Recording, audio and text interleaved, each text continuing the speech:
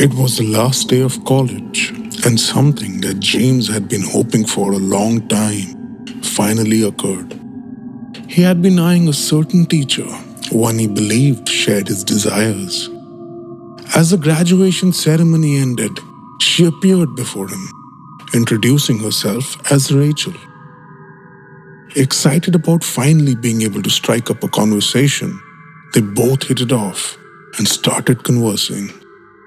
There was a strange energy between them, one he couldn't explain, but it didn't matter.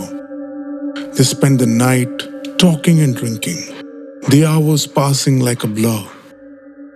As the night approached its end, Rachel asked James if he wanted to go to her apartment. He knew it was the moment he had been waiting for, a chance to finally satisfy his longings. Inside her apartment, they drank wine, but James didn't suspect that Rachel had spiked his drink. As he took a sip, his world went black. When he awoke, he was in a dark, tiled room, his arms and legs bound by chains. Rachel stood over him, her face obscured by a grotesque hockey mask. In her hands, she held a chainsaw, its teeth gleaming in the flickering light. He screamed, his heart pounding as Rachel approached him, the chainsaw whirring to life. He was trapped and he knew it. Rachel spoke to a computer screen, asking what the viewers wanted her to do to him. As messages flooded the screen, James felt the full weight of his terror.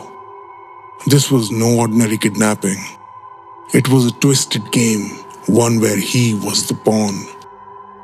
Rachel laughed at the messages, each one more gruesome than the last. She turned back to him, chainsaw buzzing, and told him she was going to fulfill one of the requests. "Sorry, James," she said, and then lunged at him with the saw. As the blade cut into his flesh, he screamed, his mind reeling with the horror of what was happening to him. He was being tortured, humiliated, and destroyed, all for the pleasure of an unseen audience. Hour by hour, Rachel carried out the grisly requests, each one more ghastly than the last. James knew there was no escape.